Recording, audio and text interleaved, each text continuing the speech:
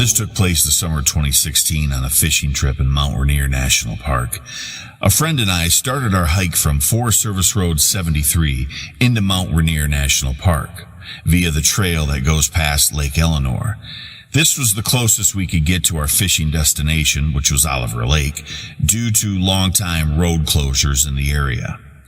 We hiked in on maintained trails through Grand Park, down the White River, and then up to Lake James. From that point, it was a cross-country bushwhack past Lake Ethel along Mosquito Flat onto Marjorie Lake. Our plan was for 2 nights at Oliver Lake, but with some route finding difficulty, we stayed at Marjorie Lake for just 1 night. The next morning, we hiked for about 15 minutes and located Oliver Lake. We set up our camp, and then we began fishing. As we fished around part of the lake from approximately 11 a.m. to 5 p.m., I found it odd that I didn't see any sign of other human evidence of any kind, i.e. fishermen trails, trash, areas previously camped in, etc. By the way, the fishing was fantastic, all catch and release except for the last one, a nice 15-inch rainbow trout, which was for dinner. Later that night in the tent my buddy and I were sharing, my buddy was fast asleep and I was tossing and turning trying to get comfortable. Suddenly, I hear a low-pitched guttural scream coming from the ridge above us, which I estimate was 300 feet up. Every inch of my body is at attention now, and I'm trying to figure out what's making this noise. The screams came in quick succession and totaled about 8 to 10 screams. By the time I wake my buddy up, the screams have stopped, and I explained to him what happened. So we continued to listen. We didn't hear anything else, and eventually we just went to sleep. I'm writing this now because it jogged my memory from watching a Bigfoot show on TV last night, and it really struck a chord with me, and to reach out and report what I heard. I've been an active hiker, camper, and fisherman for many, many years, and I've stayed in many remote places. Here, Canada, Europe, South America. I've never heard any type of low-pitched guttural scream like this ever. I've come across bear and cougar, and I don't attribute that sound to any of those species. No one else in the area knew where we were going, except for the park staff that gave us the permit at Carbon River Ranger Station. Follow-up investigation report by BFRO investigator Jeff Sidebottom. Had a good call with the witness. He's very credible in my opinion. He said several years experience as a backcountry ranger. He said the weather was beautiful. Very remote location. No one else goes up there often. No trails in, so they had to bushwhack. Temperatures were in the 80s. They spent the day fishing and cooked trout for supper. Later, while lying in bed, he described what sounded like a loud, sharp crack or branches or a small tree snap. Then he heard the vocalizations in rapid succession. Very loud, guttural, and could feel the reverberation in his chest. They explored the area the following morning and could locate no tracks or sign.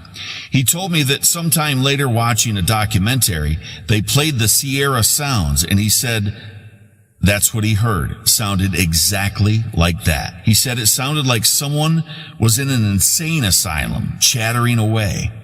He could barely believe the similarities.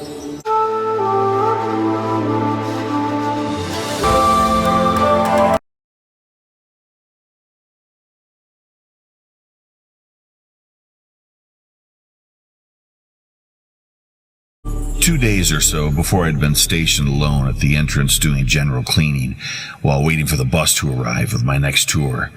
I didn't think much of it at first, but there were rocks coming down the hillside and hitting the building. This became more frequent and disturbing as the area above was trees and brush, not likely just a rock slide. The number of times this occurred also became much more frequent throughout the weeks. Then came a sort of rainy, cloudy day in March 2001, I think it was. I was on the mountain all by myself at Lake Shasta Caverns, and we had tours that were leaving 3 times a day, and this one was the last one of the day. From way up on top of the mountain, you couldn't see much beyond you, and I'd say visibility was around 300 yards, maybe less. My tour arrived and turned out to be only 2 people, a male and a female.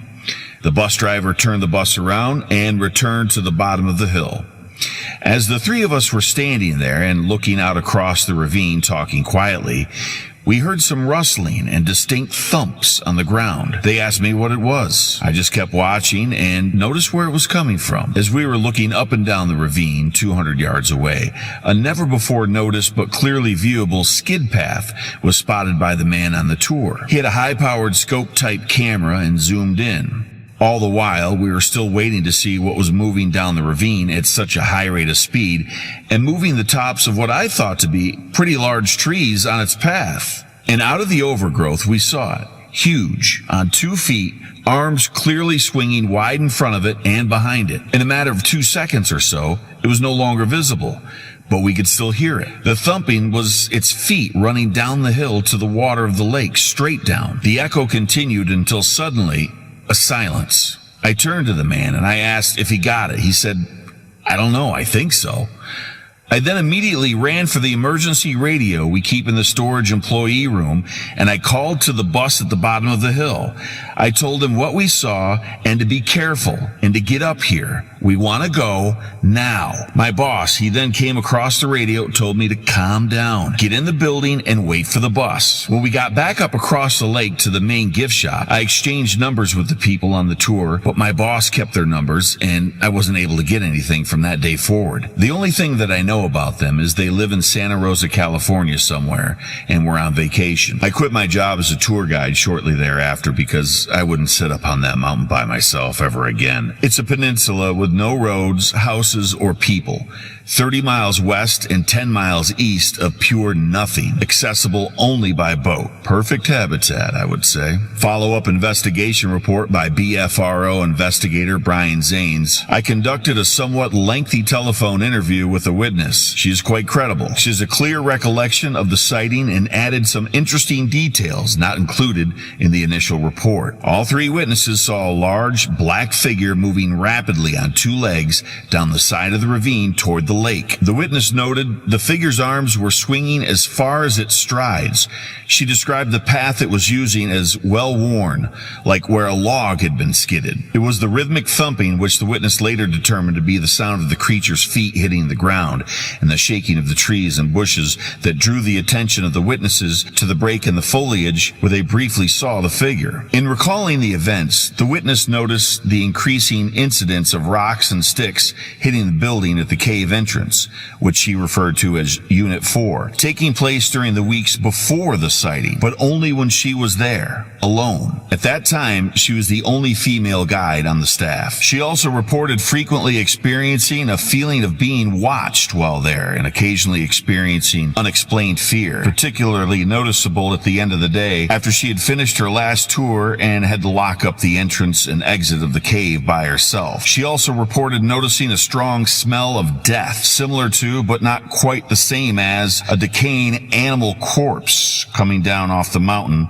on occasion as well. The witness noted that she was raised in the mountains of Northern California, and she's not afraid to be alone in the woods, and these sensations of fear were unusual for her.